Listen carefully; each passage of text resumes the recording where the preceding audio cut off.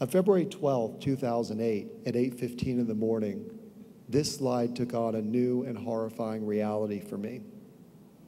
On February 12th, a 15-year-old 8th grader named Lawrence King sat down in the computer lab at his school, E.O. Green Junior High School in Oxnard, California, 25 miles from West Hollywood. The day before, he had told another boy he had a crush on him.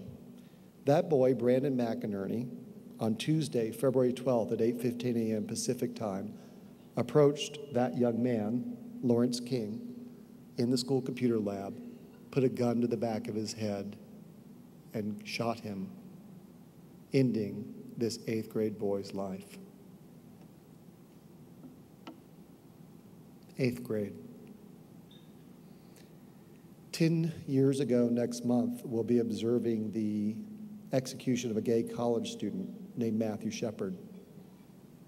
10 years later, it's a gay 8th grader.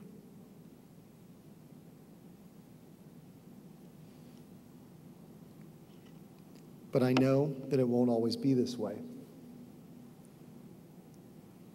I know that because of the young people I've been privileged to work with, who've demonstrated the power of people to make a difference. This is my Gay Straight Alliance, the 1993 March on Washington for gay and lesbian rights. Those kids are now in their early 30s. They have taken with them into their adulthood a belief that they can make a difference, and they are making a difference every single day. I know because 20 years ago, I sat in my office and I had a young girl come up with a crazy idea, and I saw it spread to 4,200 schools. I know because 15 years ago, I sat in a state legislator's office in Massachusetts and said, we need a law in this state. And now that law is in 11 states. I know because I taught U.S. history that, as the abolitionist Theodore Parker once said, the arc of the universe is long, but it bends towards justice.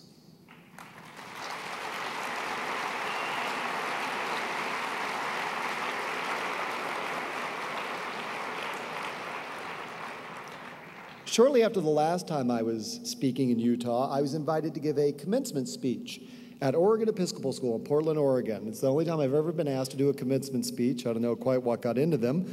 And I didn't really know what to talk about because remembering Bob Dole's admonition that a commencement speaker plays the same role as a corpse at a funeral. You have to have one, but you don't expect it to say all that much. I thought, what on earth could I say to the class of 96? And I decided I would talk about this thing of change, how in 1981, when I graduated from high school, I thought I had to have it all figured out, and that the world had changed so much in just 15 years that everything I thought I had figured out in 81 turned out to be completely irrelevant in 96. Because you got to remember 1981, we did not have personal computers yet, so Bruce Bastian had nothing to write a program for. We did not, to our knowledge, have the HIV virus yet. We did not have cell phones. We did not have compact disc players. We did not have DVD players. We did not have Diet Coke. We had to drink Tab. It was tragic. And so I thought I would make a list for the class of 96 of all the things that they'd always had that I didn't even know existed when I was in high school. Now, I went through Winston-Salem on the way to Portland, and if you're good at geography, you realize that's not the most direct route. And let me explain to you why I was going through Winston-Salem. In 1989, I called my mother up to tell her about my work with the Gay Straight Alliance at Concord Academy. She said to me, well, that sounds really wonderful. Can you send me some information because I'm talking to some young people? I was like, you are? And she said, yeah, they've been coming to our meetings, and I've been kind of becoming a little bit of a mother to them. And I was like, meetings, Mom, what meetings? Are you in AA now? What's happening here? And my mother said, no, I started this group. It's the first one we've had in North Carolina. Maybe you've heard of it. It's called PFLAG. And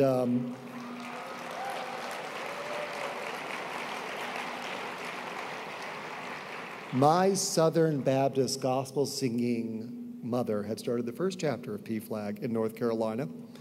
And because the Wake Forest University, our local Baptist college, wouldn't allow a gay student group, they were all coming to the PFLAG meeting. My mother had adopted them all. But I want you to remember that change is a process, not an event. It's not like my mama was all better in 1989. And I learned that in 1994 because I was going to be on national television for the first time. Glisten was just becoming a national group, and I thought, I should call Mom and warn her this is coming, because it's one thing to be in your little PFLAG meeting in Winston-Salem. It's another thing to see your son on national television, so everybody's going to know that Ms. Jennings' son's a homosexual. So I called my mother up and I told her about this, and she got very quiet. And if any of you have friends from the South or grew up in the South, you know this is not a good sign, because women of my mother's generation live by a code, and it is, if you ain't got anything nice to say, don't say anything at all. Sort of like Mormons. So it is dead quiet on this phone call with my mama. And I said to her, Mom, can you tell me what you're thinking? I know you have some thoughts about this. And she said, well, I understand this is real important to you, but do you have to be so public about all this? And I said to her what I think every 50s mom who has a gay son lays awake at night dreading she will someday hear.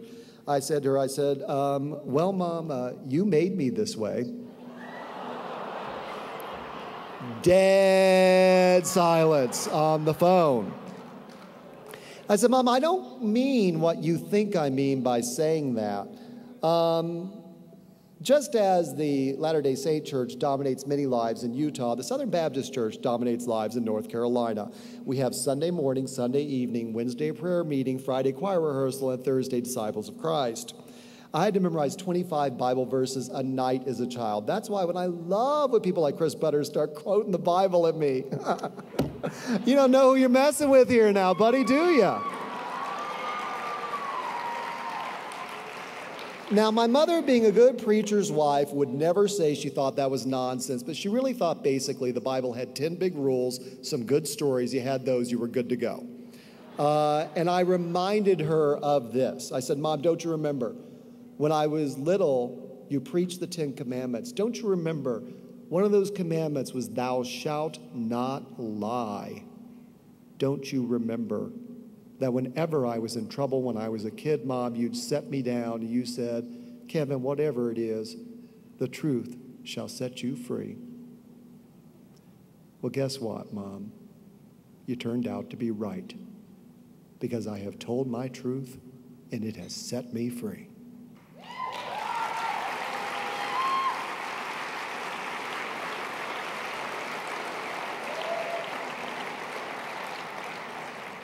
Fast forward 2 years, it's 1996, and Winston-Salem decides to have its first ever gay pride parade, and I guess I'm the most famous homosexual ever from Winston-Salem, so they asked me if I would be the speaker. I'm sure they'd already tried Martina and Elton and everybody else and got down. They took what they could get. And I said, I need to ask my mom first, because after all, I get to leave at the end of the march. My mother has to live in Winston-Salem. Everybody knows my mother. She's Reverend Jennings' widow. So I called my mother up, and it was this bizarre phone call at age 33. I was nervous, I was sweating, except this time it was like, Mom, can I go outside and play with the other homosexuals? My mother, no silence this time, she interrupts. She goes, Kevin, I've been reading about this march, and I figured you was coming. So I have already made my plans that I will march with you.